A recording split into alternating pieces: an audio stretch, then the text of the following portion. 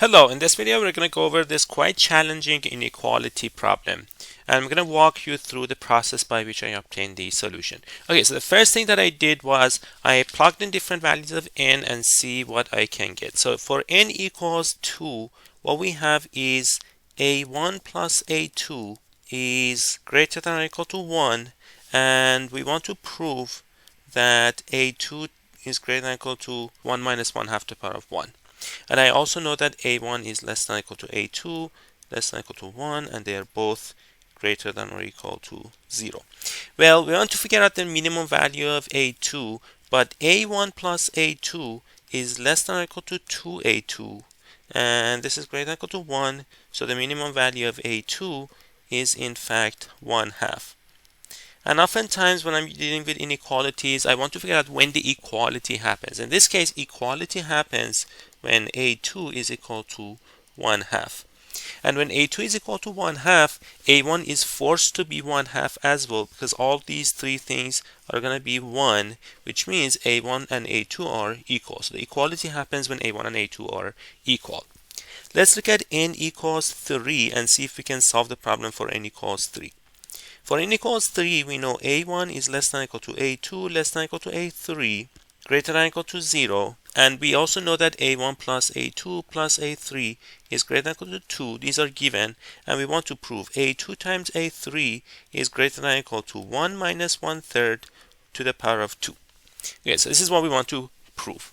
Now, looking at the inequality, we want to minimize a2 and a3. So one thing that I noticed is that in this inequality I do not have a1, so I can make a1 as large as I want as long as it remains less than or equal to a2. So I can make a1 to be equal to a2.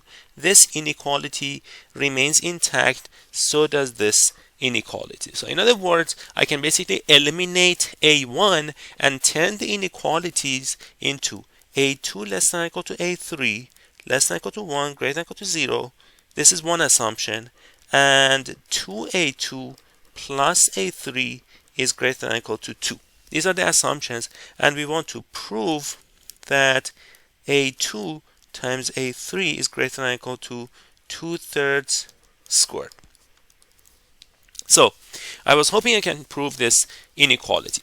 I can replace one of the a2 or a3 in terms of the other. You can say a3 is greater than or equal to 2 times 1 minus a2. You can plug it in here to see what we get. a2 a3 is greater than or equal to a2 times 2 times 1 minus a2. So this is what we get. And I'm hoping that I can show this is greater than or equal to 2/3 squared. So is this true?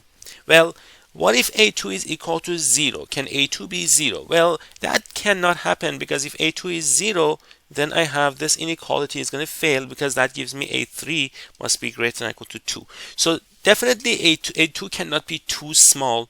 a2 also cannot be too large. Well, can it be 1? Well, if a2 is 1, that would mean a3 is also 1, and this inequality tells me that a2 times a3 in fact is greater than or equal to 1, which is in turn greater than or equal to 2/3. So there is some limitations for a2 and a3. So I realized that this inequality in fact does not hold, and the reason is there's some limitations for a2 and a3. So then I decided, okay, so it looks like the equality holds when a2 and a3 are the same. So is it true that this is greater than or equal to?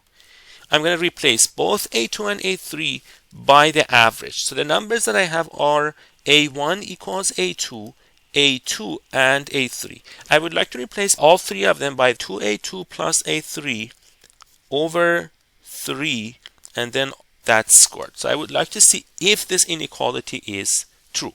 Okay, so let's divide this one by a2 squared.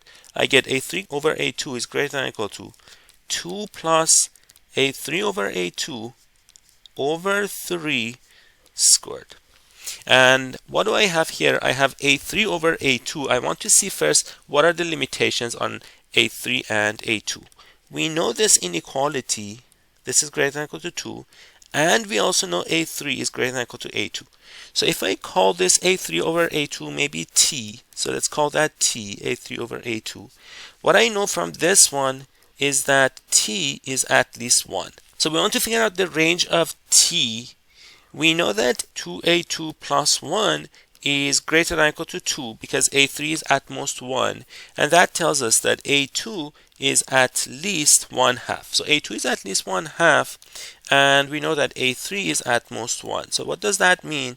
It means if I write down T, which is A3 over A2, that's less than or equal to 1 for A3. A2 is greater than or equal to 1/2, so we can replace 1/2 here. We get 2 here. So what does that tell us? It means T is between 1 and 2, and I want to prove that T is greater than or equal to, if I look at the inequality that I had up there, 2 plus T over 3 squared. So I want to see if this inequality holds. Okay, so does that inequality hold? Well, you could expand and see if that works or not. So we're going to square the right side and multiply both sides by 9. We get 9t greater than or equal to 4 plus t squared plus 4t. And that gives us 0 is greater than or equal to t squared minus 5t plus 4. Factoring the right side, we get t minus 1 times t minus 4. As we see, t is between 1 and 2, so that means t is greater than or equal to 1, so this term is greater than or equal to 0, and t is less than or equal to 2, which means this term is less than or equal to 0. That means the product is in fact less than or equal to 0. So the inequality in fact is valid. Now, when does the equality hold? Well, the equality holds because this would help us understand how to approach the problem. So the equality holds when t is equal to 1. In other words, the equality holds when a1 and a2 and a3 are in fact equal to each other. So now we're going to assume that we have a1 through ak are the same. We're going to replace a1 through ak and ak plus 1 by their average, which is k times ak plus ak plus 1 over k plus 1. So what we're trying to show is that if we replace a1 through ak and ak plus 1 by the average of a1 through ak plus 1, and notice that a1 through ak were all the same, then the product is going to decrease. What's the first product? The product is a2 through ak and ak plus 1 all the way to an. We want to show this is greater than or equal to. Replacing these, and we already know these are all equal, by x. So x to the power of, there are k terms here, k times ak plus 2 all the way to an. This is equivalent to saying ak to the power of k minus 1 times ak plus 1 is greater than or equal to x, which was kak plus ak plus 1 over k plus 1, all of that raised to the power of k. So this is what we're trying to prove. Let's divide both sides by ak to the power of k, and what we get is ak plus 1 over ak is greater than or equal to k plus ak plus 1 over ak divided by k plus 1 raised to the power of k. Now, what do we know about ak plus 1 over ak? Well, two things. First of all, ak plus 1 over ak is clearly greater than or equal to 1 because ak plus 1 is greater than or equal to ak. And the second thing that we know is that if we take kak, that's the sum of a1 through ak, plus ak plus 1 all the way to an, we know this is greater than or equal to n minus 1. If we replace all of these by 1, we get kak plus n minus k, that's greater than or equal to n minus 1 because each of these is less than or equal to 1. So that tells us kak is greater than or equal to k minus 1, which means ak is greater than or equal to k minus 1 over k. Now, that tells us if I look at ak plus 1 over ak, that is less than or equal to, ak plus 1 is less than or equal to 1, ak is greater than or equal to k minus 1 over k. So this means ak plus 1 over ak is in fact between 1, which we found up there, and k over k minus 1. So let's call that t. So let t be ak plus 1 over ak. So this is what we need to show. we need to show if t is between 1 and k over k minus 1, then t is greater than or equal to, let's see what we got before, t is greater than or equal to, so I'm rewriting this inequality, k plus t over k plus 1 to the power of k. So this is what I'm trying to show. So notice that for t equals 1 we have equality. So let's take the kth root of both sides. This gives me t to the power of 1 over k, kth root of that is greater than or equal to k plus t over k plus 1. So for simplicity, let's call that z. Z is the kth root of t. So this becomes cross multiplying, we get k plus 1 z is greater than or equal to k plus z to the power of k. Now, because we know z equals 1 is an equality case, we should be able to factor z minus 1. So this gives us kz plus z minus k minus z to the k is greater than or equal to 0. So this is what we are trying to prove. Let's factor a k from these two terms to get z minus 1. And the other terms are going to have z times 1 minus z to the power of k minus 1. This is what we are trying to prove. Okay, so by the difference of nth powers, we can factor 1 minus z from this one. So we factor z minus 1 times k minus z times. So when we factor 1 minus z, we can factor a negative sign so that we get z minus 1. And I put the z minus 1 up front. And then I have difference of nth powers. That gives me 1 plus z, z squared, all the way to z to the power of k minus 2. We want to show this is greater than or equal to 0. We already know z is greater than or equal to 1, so we can drop this one. So it is enough to show k is greater than or equal to z times 1 plus z, all the way to z to the power of k minus 2, which is the same as z squared, all the way to z to the power of k minus 1. So this is what we want to prove. If you look at z plus z squared all the way to z to the power of k minus 1, this is less than or equal to, these are k minus 1 terms, and every one of them is less than or equal to z to the power of k minus 1.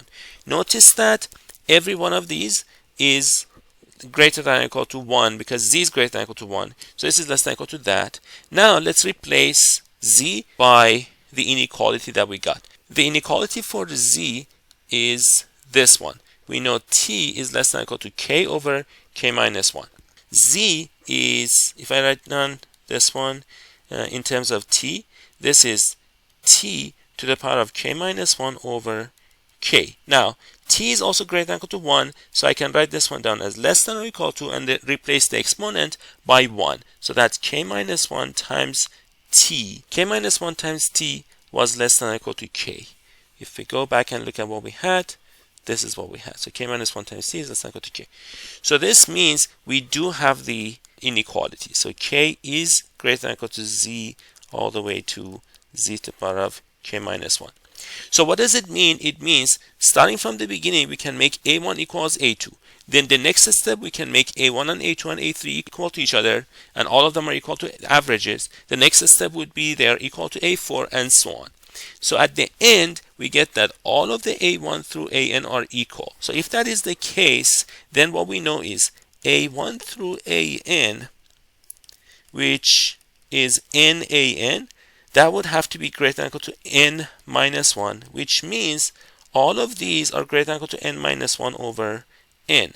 So that tells you the product of a2 through an is equal to n minus 1 over n to the power of n minus 1, which is exactly what they gave us. We kept reducing their product, and we showed that at the end we get 1 minus 1 over n to the power of n minus 1.